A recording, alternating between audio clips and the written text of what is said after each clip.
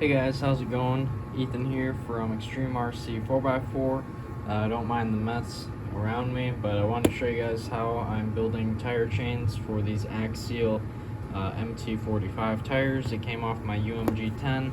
I'm putting them on my Brutus build, which is the aluminum TRX4 Jeep. I chose these tires because they're a little bit smaller than the Traxxas Canyon Trail tires that I am running on it right now. I wanted a little bit smaller tire because the chains will add to the height of them, and also because they have a defined kind of center here that I'll show you. Here's my chain right here. This is the design I'm going for. So I have 3 pieces of chain that I already know that I need the lengths for, but you'll want to figure out, for the design of chain that I'm doing, you'll want to figure out the length of chain to go all the way down the center.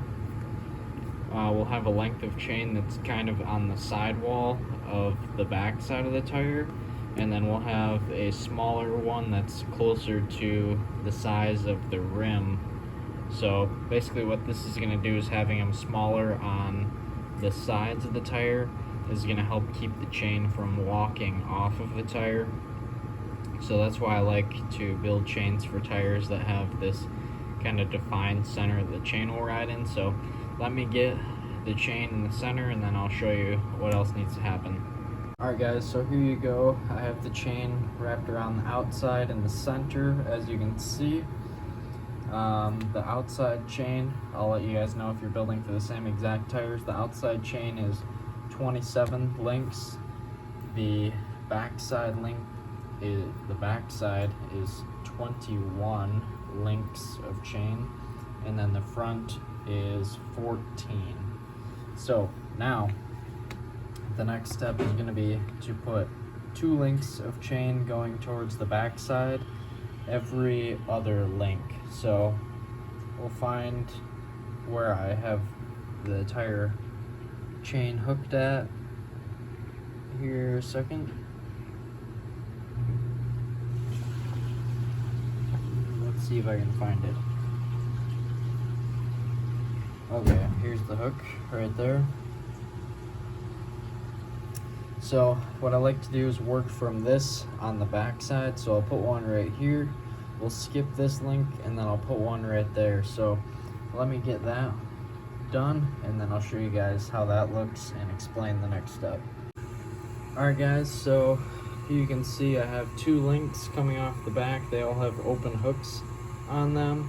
So now I'm going to take this and I'm going to install this 21 link length of chain on the back, and then I'll show you guys how that looks. Okay guys, so something I forgot to mention before I just ended the shot is when you're bringing these chains down around the backside, you won't want to go every other link like I have here. What I'm running, since your back ring of chain is going to be smaller, you need to space them tighter. So what I do is I like to bring a chain down in every 3rd hole. So this one looks like I missed. That's probably what threw me off. But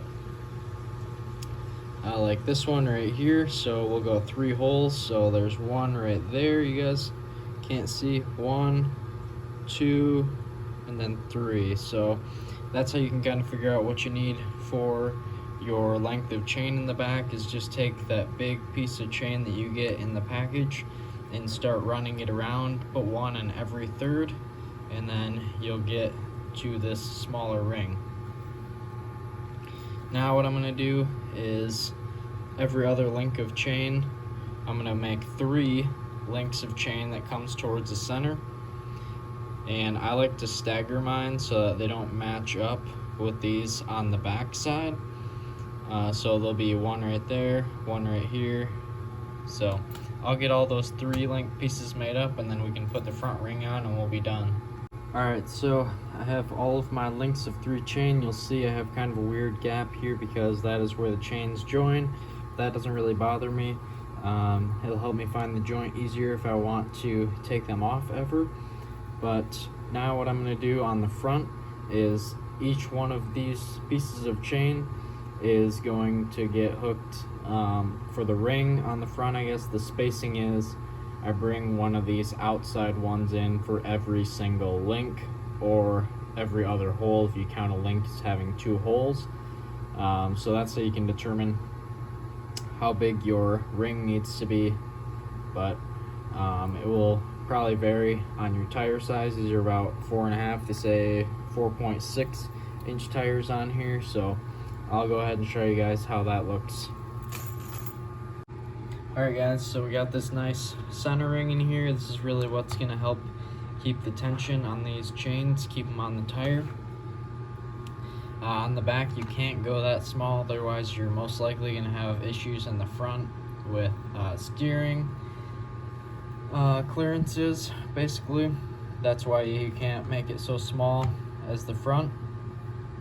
But if you wanted to, you could run these chains so they're all in line with each other. These are actually staggered.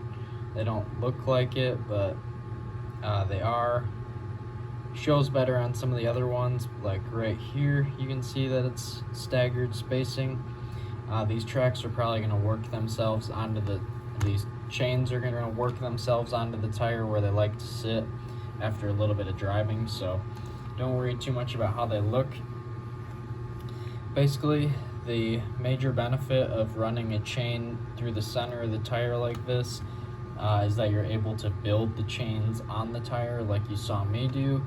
If you wanted to run like 2 outer chains and then just a bunch of cross pieces without this center ring, you can do that and you can make it work, but it's a lot more difficult to build because they're not fitted to the tire as you're building them.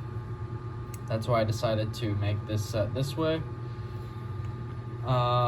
People often ask, especially on Facebook right now, what is the best winter tire? In my opinion, if you're not crawling on rocks or asphalt, if you're actually crawling in the snow, then snow chains are most likely the best tire. Maybe not in high-speed applications, but for these crawlers, these are great. They don't work great on like asphalt or wooden surfaces that the rubber excels in, but they do a great job of clearing the snow off of the dirt so that you can get traction in the dirt or traction on the ice. So that's why I build them this way. That's why I am building them, is for better traction in the snow. I used about 2 boxes of chain from Lowe's. Well, this is what is remaining of 1 box, and I built 2 tires out of this, so you'll most likely need 2 boxes of chain from Lowe's. I believe the boxes have 16 feet of chain in them, so maybe you could do it with 30 feet of chain, but I bought 32 feet in boxes because that's how they come. But these should work really well. The staggered pattern should keep the tires from bouncing like you do when you run them straight across with no center link. You kind of get that bounce every time it hits a link or not on the ground. But can't wait to try them out. Thought I'd just make this video for you guys so you can see how I put mine together. Anyways, thanks for watching. Please stay tuned for the video when I get to run these.